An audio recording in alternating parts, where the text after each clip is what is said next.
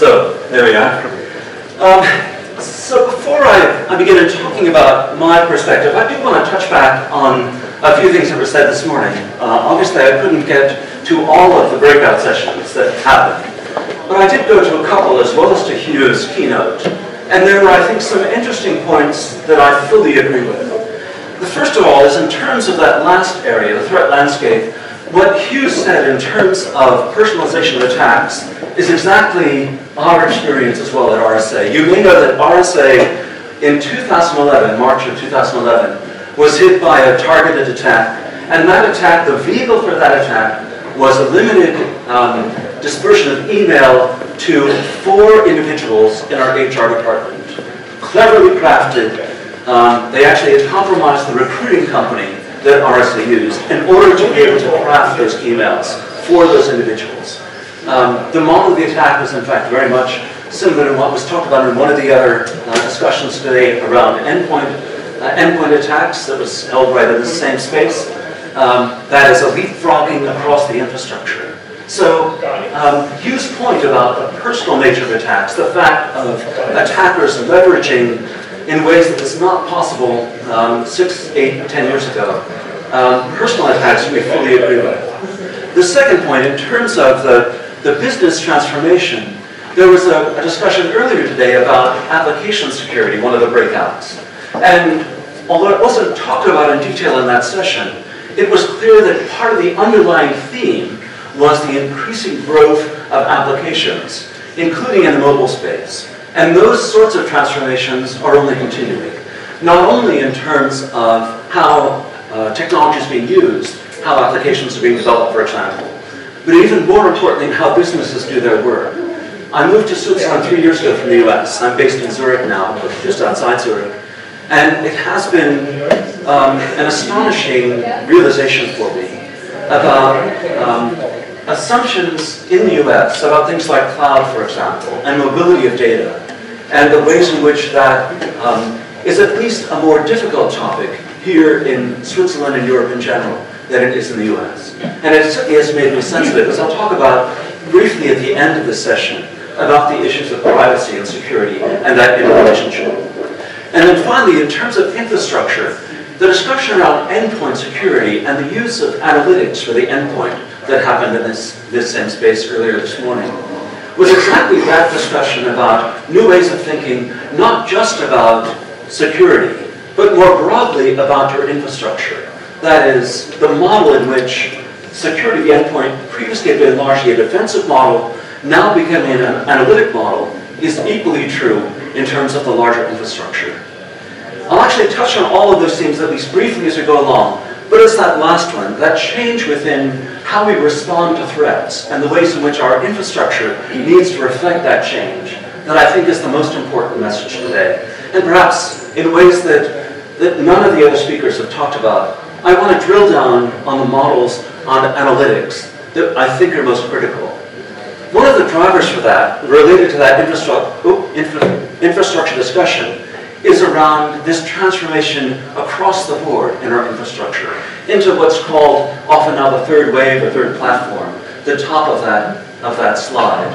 A world in which not only the volume of applications, not only the volume of infrastructure, not only the volume of end devices, not only the volume of threats is increasing, but that all of those things are interacting to create a fundamentally different world than we had even 3 years ago. For example, I was speaking in July in a conference in Bulgaria, and was largely related to smart grid. I'm the technical director of a smart grid project for the EU, funded under the FP7 program. And in that discussion about smart grid, the fundamental issues, we talked a lot about attackers, we talked a lot about the relationship between that infrastructure and the social environment in Bulgaria. But a lot of that discussion was about the connections of that infrastructure across those national boundaries, connections that were not envisioned when those facilities were built in Bulgaria back in the 70s and early 80s. Fundamental transformations in how we work with infrastructure and how we deal with those threats. Changes that are reflected also in the way our attackers approach us The attack on RSA, as you may know, was a nation-state attack, was not for financial gain. And in fact, attacks like the Target attack, that was maybe not a sophisticated attack, but nonetheless had the earmarks of a targeted attack, used similar techniques to the attack on us. Multi-vector, starting with social engineering, starting with infection of a member of the supply chain, rather than trying to breach the defenses of Target directly.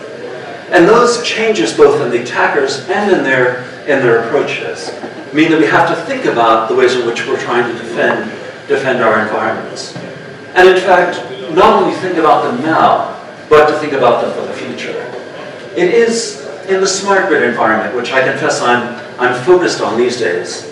One of the most difficult things in the conversations I have is the tendency within electric utilities to manage their availability in terms of past events. We know these kind of faults occur with these kind of regularity. We can predict those, and so we predict how to defend ourselves against those faults. And it's very easy to take that point of view, fault-based models, and move that over into security. We've had these kind of attacks. We know who those attackers are. We'll defend ourselves against those attackers. If we've learned any lesson in the last 20 years, is that the attackers are moving faster than we are, both in terms of who they are, what they're after, and in the techniques they use, like this. And so to do your defenses based on yesterday's attacks is at best dangerous, and at worst, futile. And I think what I'd like to propose is that given the trends that I'll touch on, that there are models that, although one can't do them in isolation, at least we have to think about them as a complement, as a way of dealing with this rapid change of rate in terms of attacks. So quickly, 5 trends. One is mobile. You may know that within the last 2 years, the malware that used to be exclusively on laptops and servers is now largely on mobile phones as well. There was a report by Trend Micro at the end of last year that estimated that 85% of the malware on traditional servers and laptops is now on mobile phones, especially Android. It's clear also that the Trojan environment itself is becoming more complex and more sophisticated, that not only is the infrastructure well developed in terms of the criminal underground, but also things like command and control infrastructure for botnets has become more sophisticated. You may know, for example, that what used to be point-to-point connections between bots and their command and control station are now multi-point connections, that if you sever one, the botnet will, instead of having a configured connection to the command and control center, will do multicast to find another command and control center that it can connect to. That's also reflected in terms of the proliferation of these techniques into new communities of attackers. Although it's true that attackers like Anonymous, for example, have focused on DDoS, they're also using techniques that come out of both the cyber underground and also nation states in order to do things like data exfiltration as part of their strategies. So what have been, at least distinct communities, are blending and interacting in ways we haven't seen, including in use of techniques that require the combination of automation and human interaction. Remote access Trojans, for example, which was true in the RSA case as well, allow an attacker first to infest the environment using automated systems, but then to take control of the compromised systems and, using their intelligence, decide how and when to proliferate that attack. In fact, can even take advantage of the underground. For example, if you're attacking a call center and you want to emulate a user in English and you're a foreign or Russian attacker, renting English speakers to help you in that attack. And finally, fraud as a service, the extension of that underground into ways that rival commercial systems. Being able to buy not only botnet infrastructure, for example, but guarantees of malware infection, guarantees of rates of return on the investments you make in fraud. All of these trends, I think, make it clear that the models that we've had in terms of how we deal with security, are at least put in a difficult position. Models that were based, for example, on signatures, clearly, in an environment in which we're faced with multimodal, highly morphic malware, simply can't deal with those kinds of threats. And that's by no means a reflection on the companies who are doing them, nor on the technology itself. It's a reflection of the environment with which we're faced. There is, I think, an approach, and certainly an approach that not only RSA, but in fact has been touched on by many of the speakers here, is clearly emerging in the industry, is one that relies much more on intelligence. An example, back in the Gulf War in the early 90s, there was an analyst responsible for detecting attacks that were coming into the Allied countries from Iraq. And as he was sitting at his desk, he saw that there was this one attack coming in that did not resemble the usual attacks from Iraq. It was clearly not a standard rocket attack. It was not a standard flight attack. And he was faced with a difficult decision of saying, is this simply a commercial or some other set of planes coming in, or is this in fact an attack? And he didn't know what to do. He made the decision, and made that decision based not just on the evidence that was there, but on intuitions that reflected a body of experience. It's that body of experience, I believe, that is what we need to create, internalize, and make use of in automated ways, as well as in terms of human factor ways. It's that combination of visibility and action, of analysis against that visible information, that allows us to generate ourselves our own understanding of risks, and we need to do in security as well. And that model, I think, is this sort of detection, intelligence-driven model, reflecting the kind of environment that we're confronted with. It's an environment, I think, in which you don't want to discard controls. You can't discard controls, but in which you need to think about them in different ways. For example, the controls you use in authentication.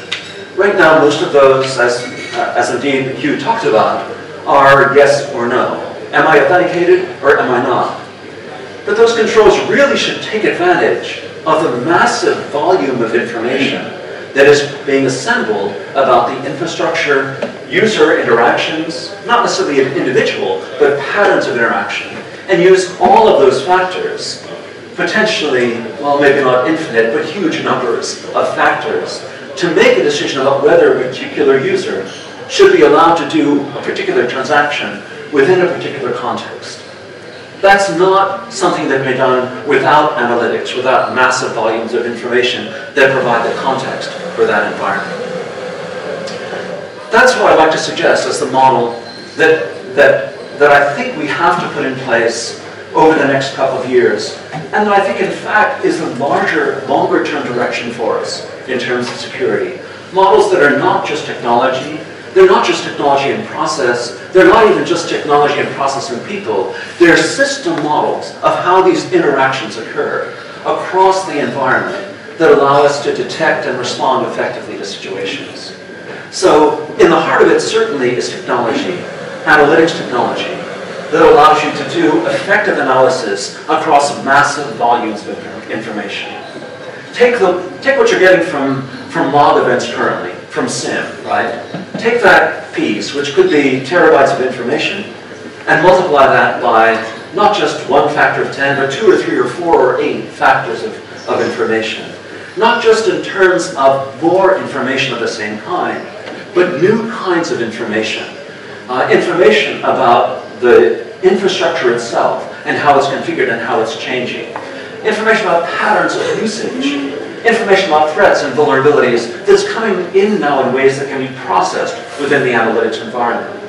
Information about identity strategies that are being used. Information about game theory and attack strategies that your attackers might be using against you that you haven't seen yet.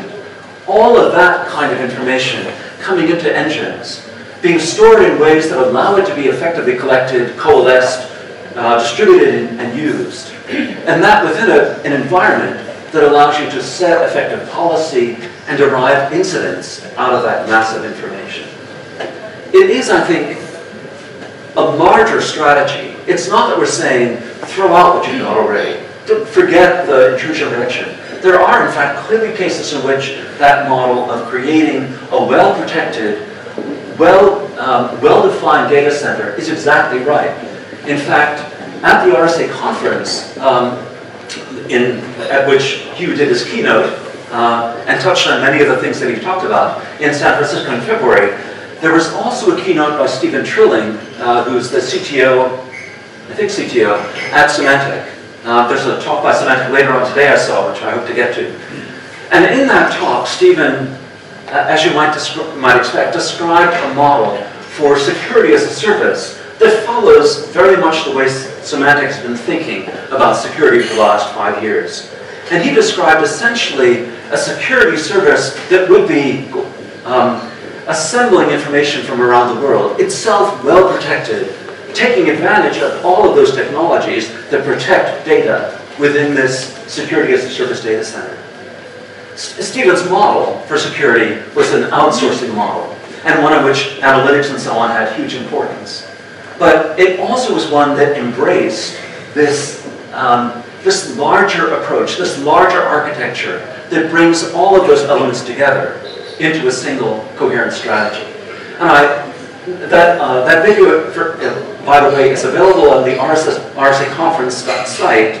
Would urge you to take a look. Stephen's a great speaker, and although I certainly disagree with some of the things he says, it's a great keynote, believe me. So, as are the other keynotes from the conference as well. I'd like to just briefly drill down on that model a bit, because I think it's one that's worth talking about at a slightly deeper level. It's one I think that is increasingly familiar to folks, but perhaps not in terms of some of the use cases. So let me talk about 3 use cases against this architecture. A slightly different rendition, but again, the analytics in the middle, the big data storage on the side, and the governance on the right-hand side. Those 3 elements that collect this. And at the bottom, a little hard to read, sources of intelligence that feed up into this environment beyond just the enterprise environment. So one approach is you have this massive data coming into your collection point and into your engine. There are things you can do immediately to look for a threat. For example, in Smart Grid, when you get a protocol message from a sub-generation station up to the generation station, you can look at that protocol immediately. You can look to see if it's malformed. You can look to see if it has been added to at the end. And those detections don't require any other knowledge of your enterprise. They're bounded to that structural formation of that message, and allows you to do that immediately as that message comes into your environment. You might call that a capture case, right?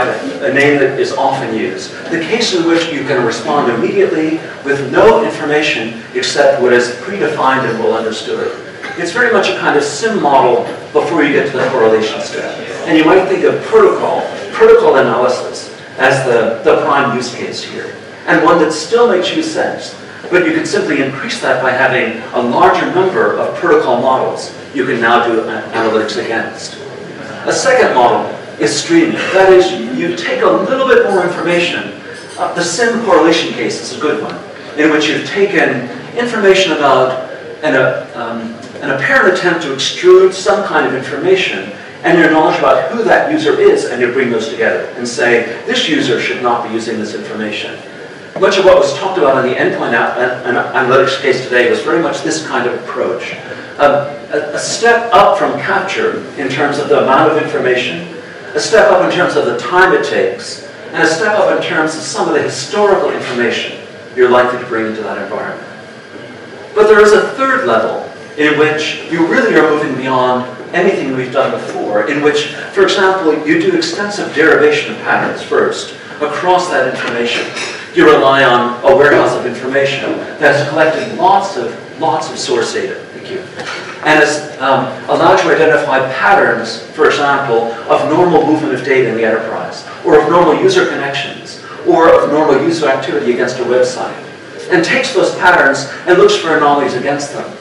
Much of the description, again in that same session, about traversing your information on endpoints to be able to identify compromised hosts or targets of compromised information is this kind of model. In fact, there's some great work being done in the industry right now to look at ways, based on graph theory, of traversing trees of information, Markov trees or others, to be able to derive these kind of patterns and then detect anomalies.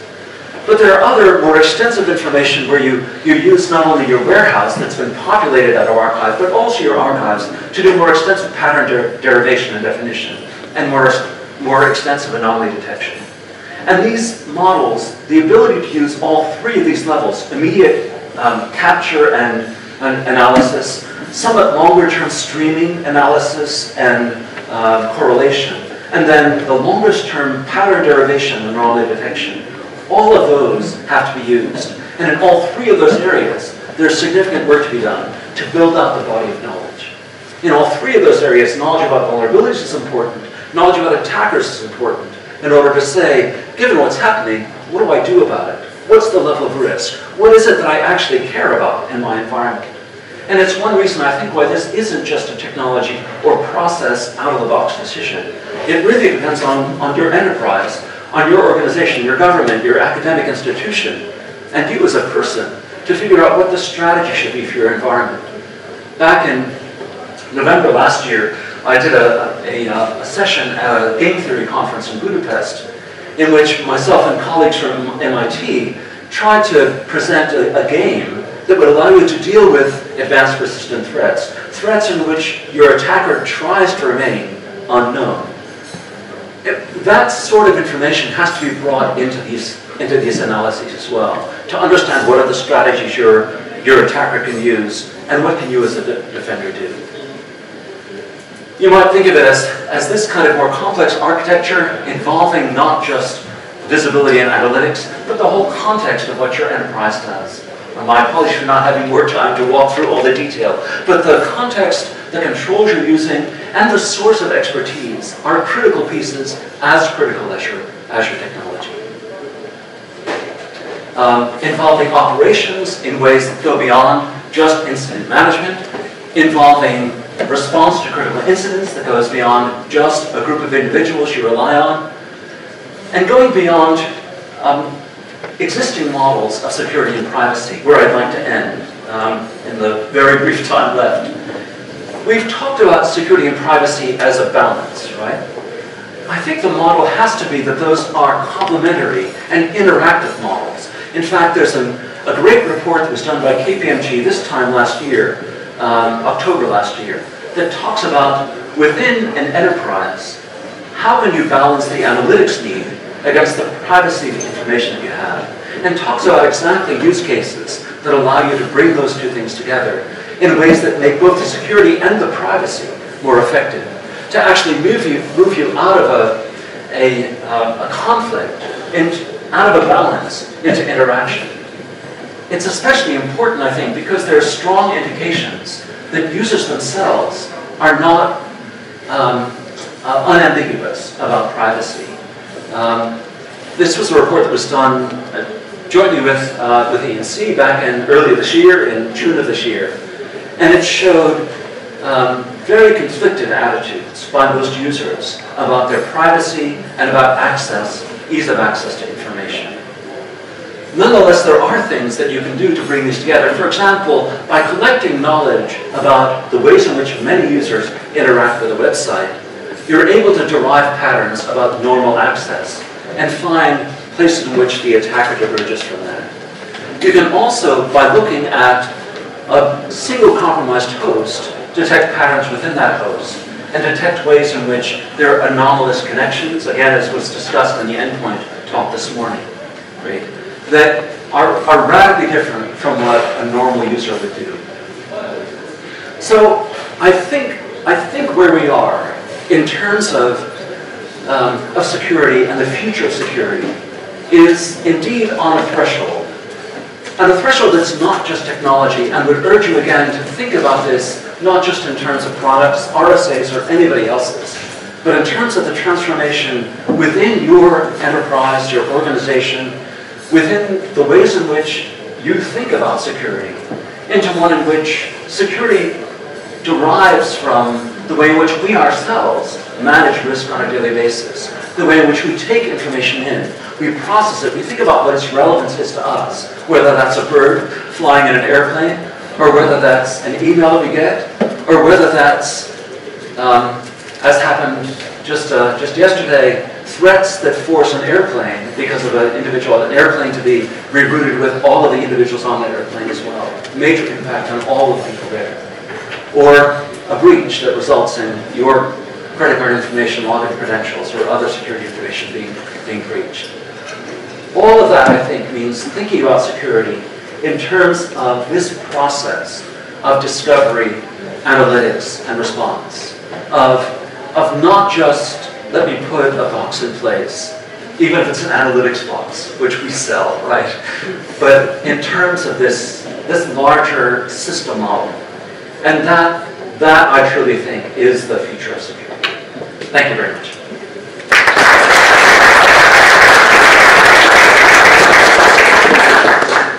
Right, any questions? Happy to take them, including disagreements, it's fine. Okay, here's one question for you. Of course, sure. I learned from your slides that intelligence is key. Now, if I can do intelligence, my opposite number can do counterintelligence. How do I avoid this just being a race to the top in terms of pricing? In fact, two parts to that. It's very clear that there are many folks in the industry who are working with intelligence. But I think, as was the case with other technologies, there's a huge space here for development of ways to gather information, to analyze information and respond to it. For example, in the Smart Grid project that we're involved in. You can imagine with Smart Grid, you've got millions of devices that are sending information into a national infrastructure.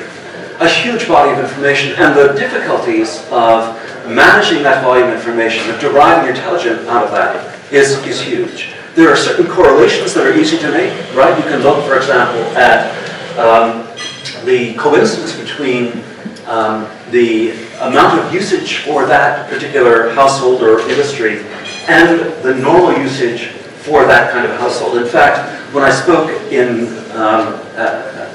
Croatia in February at a Smart Grid conference, one of my colleagues from British Columbia said that's exactly what they had been doing in terms of detecting electricity fraud. They were looking at they derived patterns of usage for a profile of residential and commercial environments. And then they looked at where the anomalies were in terms of use of power by that kind of house or enterprise, and detected significant fraud, or at least frauds they wanted to explore. So I think the opportunity to create unique value in your company through new algorithms, new ingestion mechanisms, through how that's applied, through service delivery, is huge. It's our sense, certainly. I'd add a caveat. It's clear that our attackers are also using intelligence extensively. And in fact, in the RSA case, there was clearly a year spent doing reconnaissance against RSA before they attacked us. Really targeting, strategizing about the best way to get inside our company. The same is true with Target, clearly.